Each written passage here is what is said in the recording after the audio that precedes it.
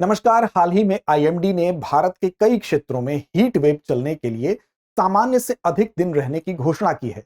लेकिन साथ साथ कई ऐसे क्षेत्र भी हैं जहां पर ऐसी घोषणा नहीं देखने को मिलती है, लेकिन फिर भी वहां पर खतरा यहां से कहीं ज्यादा होता है। क्यों होता है, जबकि वहां पर हीट वेव घोषित भी नहीं है? दरअसल वहां की स्थिति इससे भी ज्यादा होती है खतरनाक। क्यों? क्योंकि वहां पर छिपा हुआ एक खतरा होता है। वो छिपा हुआ खतरा यह है कि वहां पर जो गर्मी होती है वो ह्यूमिड हीट होती है, यानी कि जिसको हम सामान्य भाषा में नमी वाली गर्मी या उमस भी कहते हैं। अब इसे छिपा हुआ खतरा क्यों कहते हैं? छिपा हुआ खतरा इसलिए कहते हैं क्योंकि आप जानते हैं कि जब किसी भी जगह पर हीट वेव घोषित की जाती है, तो अगर वो सामान्य जगह है यानी कि प्लेन का एरिया है, तो 40 डिग्री सेल्सियस से ऊपर तापमान होता है। साथ साथ वहां पर जो विचलन की स्थिति होती है 4.5 डिग्री सेल्सियस से लेकर 6.4 डिग्री सेल्सियस के बीच होगी, तो वहां पर हीट वेव घोषित कर दी जाएगी। इसके अलावा अगर यही पहाड़ी क्षेत्र होगा तो वहां पर 30 डिग्री सेल्सियस तक अगर उससे ऊपर तापमान पहुंचता है, वहां पर भी विचलन की अगर यही स्थिति होती है तो कह दिया जाता है कि वहां पर हीट वेव की स्थिति उत्पन्न हो गई है। लेकिन ये वो जगहें होती हैं जहां का टेम्परेचर इस लेवल तक नहीं पहुंचता है, लेकिन यहां पर जो महसूस की जाने वाली गर्मी है वो कहीं ज्यादा खतरनाक है और उसके दुष्प्रभाव कहीं ज्यादा खतरनाक है। तो आइए समझते हैं कि वास्तव में जो नमी वाली गर्मी है या उमस है या मॉइस्ट हीट है वो क्यों ज्यादा खतरनाक है और इसे एक छिपा हुआ खतरा क्यों कहा जा रहा है। तो देखिए, सबसे पहले समझते हैं कि जो मॉइस्ट हीट है यानी कि जो नमी वाली गर्मी है ये होती क्या है। तो देखिए, नमी वाली गर्मी को समझने के लिए सबसे पहले ये समझिए कि जो हमारा शरीर है, हमारा शरीर क्या करता है? पसीना हमारे शरीर से निकलता है। जब गर्मी होती है तो उसके माध्यम से हमारे शरीर का तापमान कंट्रोल होता है। ठीक। अब देखिए, नमी वाली गर्मी को समझिए। जो हाई टेम्परेचर होगा यानी कि तापमान जब उच्च होगा तो उसमें अधिक आर्द्रता जब होगी, यानी कि आर्द्रता क्या होता है? तो हवा में मौजूद जो जलवाष्प की मात्रा होती है उसको आर्द्रता कहते हैं। यानी कि तापमान भी उच्च होगा उस जगह का और वहां पर आर्द्रता भी ज्यादा होगी, यानी कि हवा में मौजूद जलवाष्प की मात्रा भी ज्यादा होगी। अब ये जलवाष्प कहां से आती है? तो जो जब हवा गर्म होगी यानी कि टेम्परेचर बढ़ता है तो समुद्र, नदी और तमाम झीलों से जो वाष्पोत्सर्जन की क्रिया लगातार चलती रहती है, वाष्पीकरण होता रहता है, उसी जलवाष्प को अब्सॉर्ब करती है ये हवा। लेकिन इस हवा को ये समझिए कि ये हवा है और ये हवा जो है क्या कर रही है? लगातार गर्मी बढ़ने की वजह से ये वाष्प को अपने अंदर अवशोषित कर रही है। लेकिन ज्यादा अगर इसमें नमी होगी यानी आर्द्रता इसमें जितनी ज्यादा होगी वो उतना ही ज्यादा मानव स्वास्थ्य के लिए ठीक नहीं होगा, क्योंकि तापमान और आर्द्रता दोनों का ज्यादा होना मानव स्वास्थ्य के लिए ठीक नहीं है। क्यों ठीक नहीं है? तो यहां एक टर्म को समझना जरूरी है, वो है WBT यानी कि वेट बल्ब टेम्परेचर। अब WBT को समझ लेते हैं। वेट बल्ब टेम्परेचर क्या है, ये क्यों महत्वपूर्ण है? देखिए, वेट बल्ब टेम्परेचर की अगर बात करें तो भारतीय मौसम विज्ञान विभाग जो है जब लू की परिभाषा को तय करता है, हीट वेव की जब परिभाषा डेफिनेशन को वो तय करता है, तो वो WBT को शामिल नहीं करता है। अब यही मेन चिंता की बात है कि वो न्यूनतम तापमान क्या होता है WBT? तो वो न्यूनतम तापमान, वो लोवेस्ट टेम्परेचर जो वाष्पीकरण के माध्यम से प्राप्त किया जा सकता है। यानी कि वाष्पीकरण की हमारे शरीर में महत्वपूर्ण भूमिका होती है। क्यों? क्योंकि हमारा शरीर पसीना निकालता है और पसीने के माध्यम से हमारे शरीर के अंदर की जो उष्मा है वो भी निकलती है और हमारे बॉडी का टेम्परेचर मेंटेन होता है। लेकिन ये वाष्पीकरण की प्रक्रिया कब होगी? जब जो एनवायरमेंट में जो आर्द्रता है वो कम होगी। अगर आर्द्रता एनवायरमेंट में पहले से ही ज्यादा है तो हमारे शरीर का वाष्पीकरण नहीं होगा। इसलिए इस WBT को आप समझते हैं। अब ये पूरा कॉन्सेप्ट आप समझ लीजिए। यानी WBT क्या है, एक लाइन में अगर बात करें तो वो न्यूनतम तापमान जिसे वाष्पीकरण के माध्यम से प्राप्त किया जा सकता है, लेकिन दबाव स्थिर रहने की कंडीशन में। अब देखिए, यहां पर इसको मापन की विधि क्या है?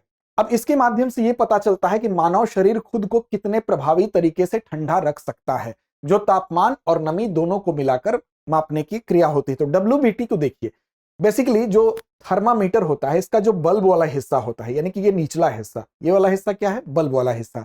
अब इसमें क्या करते हैं कि इसको मापने की विधि यह है कि थर्मामीटर के जो बल्ब वाले हिस्से में एक गीले कपड़े को क्या करते हैं? उसमें लपेट देते हैं और उसको खुली हवा में रख देते हैं। इससे क्या होता है कि कपड़े में जो पानी लगा है यानी कि इस हिस्से में जो नमी है, वो नमी क्या होगा? जब बाहर की गर्मी इस पर पड़ेगी तो यहां से क्या होगा? वाष्पोत्सर्जन होगा, यानी कि इसमें से नमी वाष्पित होगी। ठीक।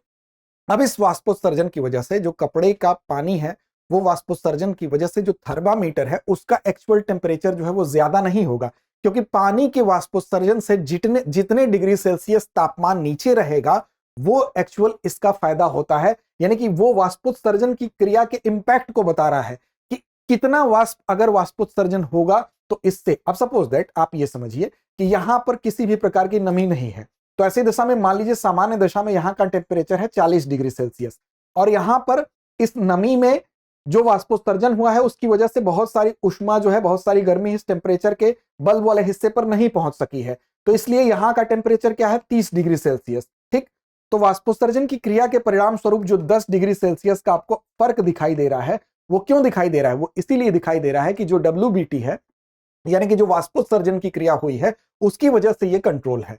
यानी कि अगर जो इन्वायरमेंट है उसमें ह्यूमिडिटी ज्यादा होगी तो ऐसी दशा में क्या होगा कि वाष्पोत्सर्जन की दर घट जाएगी, और ह्यूमिडिटी अगर कम होगी इन्वायरमेंट में, बाहर की हवा में, तो ये वाष्पोत्सर्जन की दर बढ़ती रहेगी, ऐसे ही होती रहेगी और तापमान कंट्रोल होता रहेगा। यानी कि महसूस आपको यहां पर 30 डिग्री सेल्सियस जरूर हो रहा है ये टेम्परेचर, लेकिन एक्चुअल में टेम्परेचर कितना है, इस जगह के बराबर है, यानी 40 डिग्री सेल्सियस के बराबर है।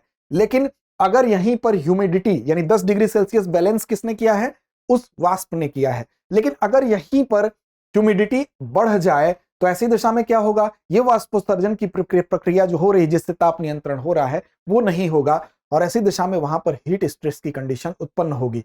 अब देखिए, ह्यूमिडिटी होने से या ह्यूमिडिटी ना होने से कितना अंतर आ रहा है, इस बात को ये WBT यहां पर बता रहा है। तो सामान्य कंडीशन में समझिए कि सामान्य ताप 40 डिग्री सेल्सियस है, लेकिन गीले कपड़े वाला ताप 30 डिग्री सेल्सियस है, यानी वाष्पीकरण से 10 डिग्री सेल्सियस तक ठंडक मिली।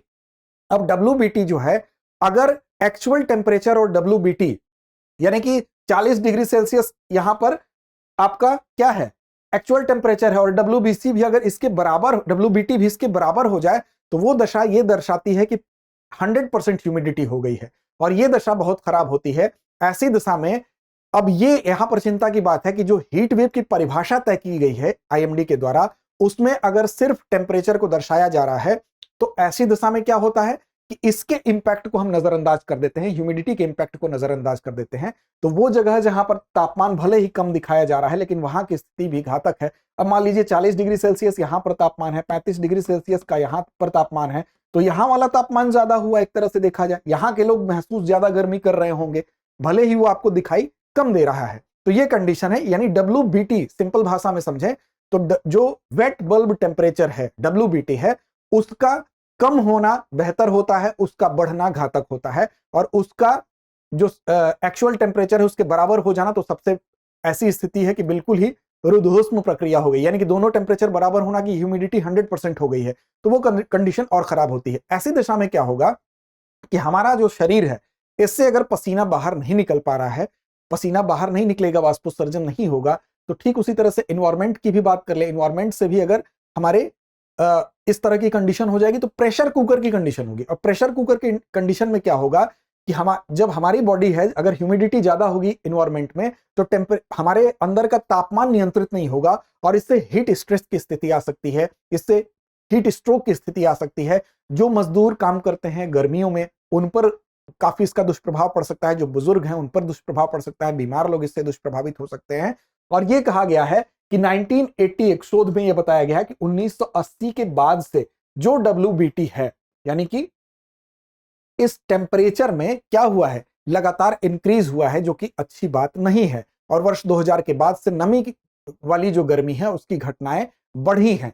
तो ये आगाह करता है उस स्थिति में जो देखने में जरूर स्थिति सामान्य लगती है, लेकिन गर्मी जो सामान्य जहां पर हीट वेव की घोषणा की गई उससे भी ज्यादा यहां पर घातक स्थिति होती है, क्योंकि यहां पर heat stress, heat exertion, heat stroke जैसे जोखिम ज्यादा बढ़ जाते हैं, विशेष तौर पर बुजुर्ग, बीमार और बाहर काम करने वाले मजदूर और मछुआरे इसलिए यहां इस्तेमाल किया गया है क्योंकि जो तटीय क्षेत्र होते हैं जहां पर ऑलरेडी ह्यूमिडिटी ज्यादा होती है वहां मछुआरे काम करते हैं बाहर, और उनको इससे ज्यादा खतरा होता है, जैसे केरला जैसी जगहों में जहां पर ज्यादा नमी का खतरा होता है। अब सवाल ये उठता है कि इस पूरे के पूरे चीज पर आगे की क्या राह हो सकती है, कैसे इसको ठीक किया जा सकता है। तो देखिए, ऐसा नहीं है, प्रयोगात्मक आधार पर हीट इंडेक्स की बात, हमारे यहाँ हीट इंडेक्स लॉन्च किया गया, लेकिन वो प्रयोगात्मक आधार पर लॉन्च किया गया। और हीट इंडेक्स क्या है, तो हीट इंडेक्स एक ऐसा पैरामीटर है जहां पर कि टेम्परेचर यानी कि तापमान और आर्द्रता दोनों के आधार पर जो अनुभव की जाने वाली गर्मी होती है, अनुभव किया जाने वाला तापमान होता है, उसकी गणना यहां पर की जाती है। उसकी गणना करने के लिए अलग अलग जो होते हैं महसूस की जाने वाली गर्मी के लिए अलग अलग क्या बनाए जाते हैं, लेयर बनाए जाते हैं, जो कि अलग अलग कोड होते हैं, अलग अलग रंगों से इनको व्यक्त किया जाता है। जैसे कि हरा रंग हो गया, अगर 35 डिग्री सेल्सियस से कम टेम्परेचर है तो हरे रंग से दर्शा दिया जाता है। इसके अलावा अगर 36 से लेकर 45 डिग्री सेल्सियस तक होता है तो पीले रंग से दर्शा दिया जाता है। इसी तरह से इससे ऊपर अगर बढ़ता है 45 से 55 डिग्री सेल्सियस तक महसूस की जाने वाली गर्मी है तो वो नारंगी रंग से दर्शा दिया जाएगा, और ऊपर चला जाएगा तो वो रेड कलर से दर्शा दिया जाएगा। तो ये क्या है, इसमें ह्यूमिडिटी की मात्रा को शामिल किया गया, लेकिन प्रयोगात्मक आधार पर है। और साथ साथ अब हम अगर ये कहें कि आगे और क्या बेटर हो सकता है, तो आगे ये हो सकता है कि जो हीट अलर्ट सिस्टम हमारा है वहां पर हम WBT और साथ साथ हम कह सकते हैं कि उसमें हीट इंडेक्स और WBT दोनों को शामिल किया जाए निश्चित रूप से।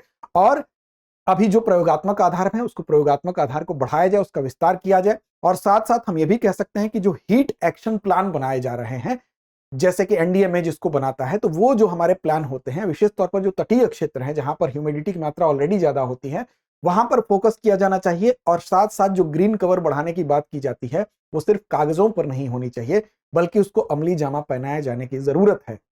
साथ साथ जो जागरूकता का स्तर है उसको बढ़ाना होगा, यानी लोगों को हमको आगाह करना होगा कि जो भी गाइडलाइन NDMA जारी करता है उस गाइडलाइन के अनुसार लोग सतर्क रहें। विशेष तौर पर जो मजदूर होते हैं उनकी सुरक्षा को लेकर, उनके काम करने के समय को लेकर, जिस समय की ह्यूमिडिटी में ज्यादा धूप का सामना उनको न करना पड़े, उनके ठंडक की व्यवस्था की जाए जिनके पास बुनियादी स्ट्रक्चर की वहां पर कमी महसूस की जाती है, ताकि वो हीट स्ट्रोक की सिचुएशन में, जो कि 104 डिग्री फ़ारेनहाइट को पार करने की स्थिति होती है, उससे बच सके। क्योंकि ये स्थिति महसूस नहीं, मतलब दिखाई नहीं देती है, लेकिन ये गर्मी महसूस ज्यादा होती है। तो इस स्थिति को इसीलिए छिपे हुए खतरे के रूप में, इसको संकेत के रूप में बताया जा रहा है। तो ये एक्चुअल जो महसूस की जाने वाली गर्मी है, हो सकता है कि जहां 40 डिग्री सेल्सियस हो और एक जगह जो ह्यूमिडिटी वाली गर्मी है वहां का टेम्परेचर 35 डिग्री सेल्सियस हो, लेकिन ये 40 डिग्री सेल्सियस से कहीं ज्यादा हो। एक्चुअल माप इसकी की जाए तो हो सकता है कि ये 45 डिग्री सेल्सियस निकल कर आए, इसीलिए इसको छिपा हुआ खतरा कहा जा रहा है।